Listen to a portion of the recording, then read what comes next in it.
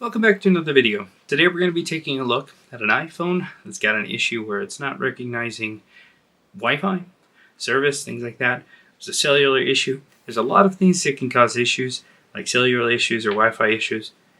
Typically when there's both, that means that there's an issue with the mid layer between the top board and the bottom board. If it's just a Wi-Fi issue, then it could be a Wi-Fi C issue.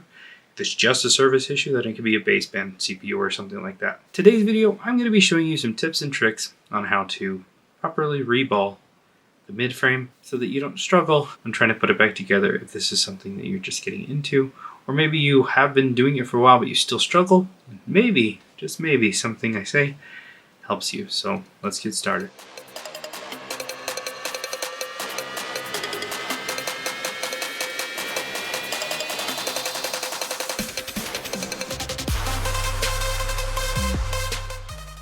There can be a lot of reasons why a phone doesn't have any service or Wi-Fi. For example, this phone, you can see that it's completely grayed out and there's a cellular issue that has been detected. It doesn't even recognize that it doesn't have a SIM, which means there's no communication between the top board and the bottom board. This could be due to a drop or something else. Today, we're going to go through how to reball the midframe, as that's most likely the culprit of this issue. Once we get the board out, we'll want to peel off the back sticker, and then I like to pull off and save anything that could potentially melt or get damaged, especially these little gaskets here. Adding some isopropyl alcohol will help these release a lot easier. Now you're going to want to have a board heater to help separate the layers, so we'll put that on there. And then I highly recommend getting yourself one of these tools. These are designed to screw into one of the slots on the motherboard to help in separating the layers. Screws in just like that. We'll go ahead and turn this guy on and let it heat up. We'll use these little arms here to help hold the board down. This one on the SIM tray because it's on the bottom board, and over here on the little peg that sticks out. And a couple tricks for when we're getting it off, because we're going to be needing to wick the mid layer while it's still on the heat plate. We could take it and wick it off a lot easier. And I'll show you a trick for the top board because it will no longer be on the heat plate to help wick it off real quick. When it gets up to the temperature that you set it, it's going to beep like that. I'm going to go in on the edge real quick and just make sure we've got movement. Just like that. I see a little bit of movement, so I can go ahead and pick up the top board just like that and set it off to the side. We'll go ahead and turn off this. And I'm actually just going to take this under my microscope. Alright, while it's still nice and hot, I'm going to take my soldering iron, and without touching the hot plate still, but using some wick, I'm going to go around and add some flux. We'll go around with some wick. I'm going to take the time to make sure that all the pads are clean and free of any debris and oxidation, old solder, any of the spacers. And while it's still warm, if I take a Q-tip, it'll be easy to clean up any of the flux so that it'll be really easy to clean before I use the stencil on it. So I'm going to do that all the way around, and I'll show you the trick for the top. Alright, with regards to the top board, what we're going to be doing is we're going to be adding some low melt, as in something like a 138. If I take a 138 and put it on the board, it's going to mix with the factory solder. It's going to also help get rid of any oxidation on the pads that were preventing the service, the Wi-Fi, basically the bottom board, from communicating with the top board.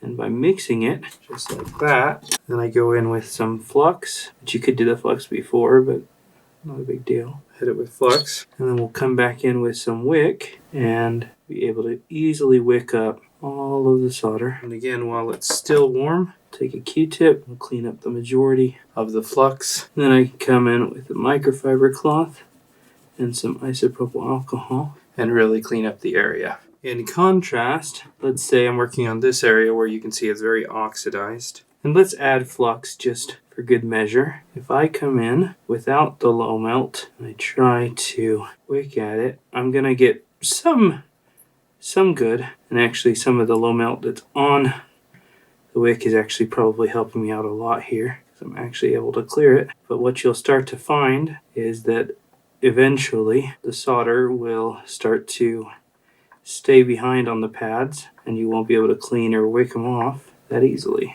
I've got a saturated wick, which is actually helping me still clean this. Actually looking really good, but if it wasn't saturated, it would be struggling to suck up the solder. So I'm just going to go around the border and do what I've just done, cleaning each pad of solder and oxidation, prepping it for installation on what I'll do next, which is the reballing of the bottom board. And when you're done, it should look something like this, where all of the pads are nice and silver, free of any solder, and all of the flux is cleaned off, nothing's yellowed.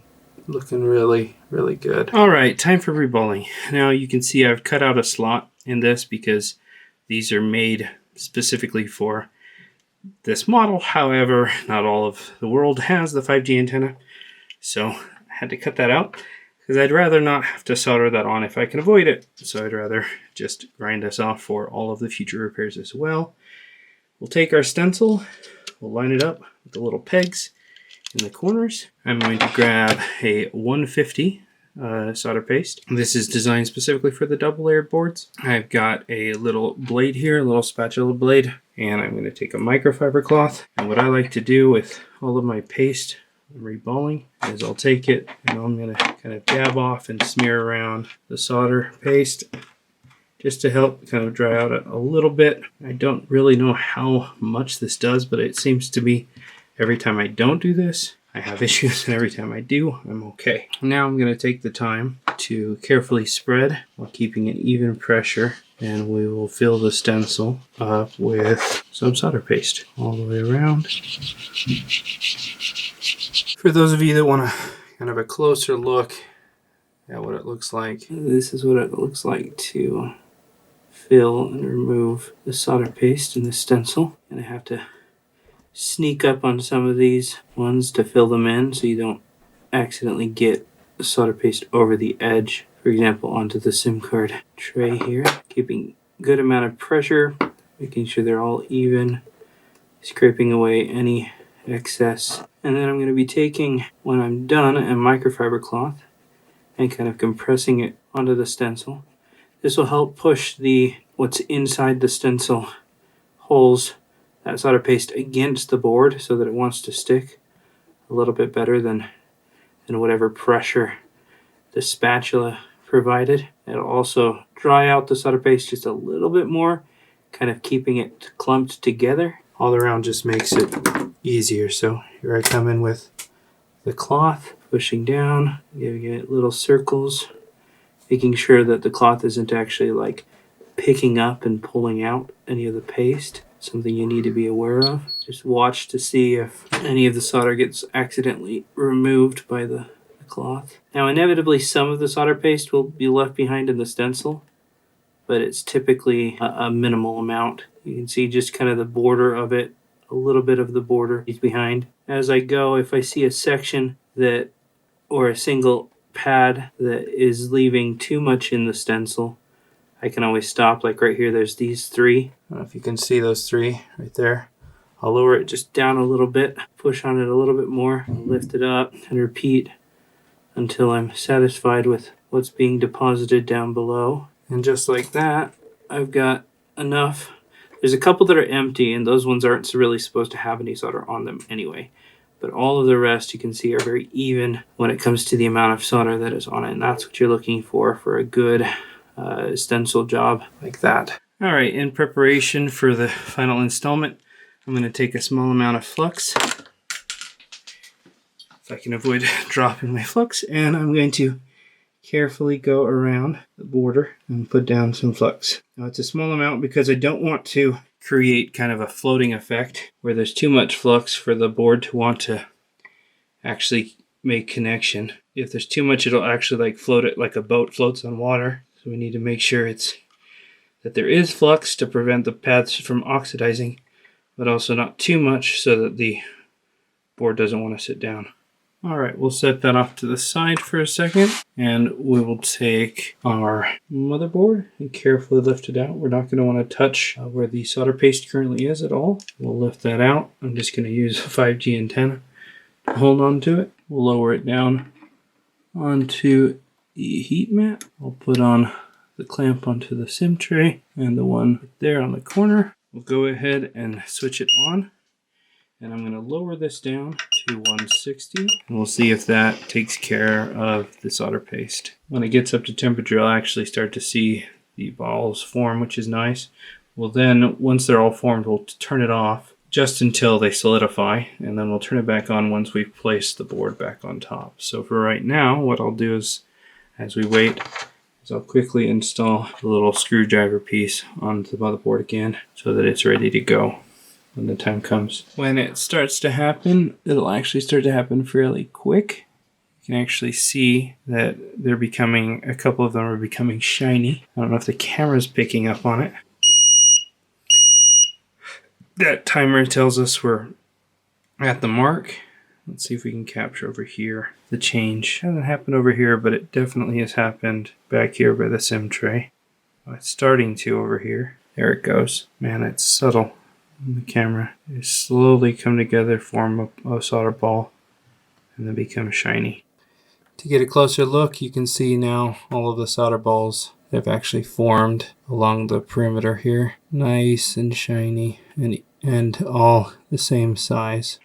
Alright, now I've let the board kind of come up a little bit to help it cool down a little quicker. We'll take our top board and we'll gently, now that the bottom board is cooled down to where the solder isn't actually liquid anymore, we'll carefully place on top the top board. I'm going to take some time to make any adjustments needed to make sure it's perfectly aligned. Looks good to me. I'm going to plug it back in and turn it back on. And I'm taking it up to 175 this time, just to make sure we get that extra amount of temperature for the top board to get warm. And the only amount of pressure that I'm going to have on here is the weight of this light little pen thing. Not going to put any clamps down because we no longer have any of the spacers.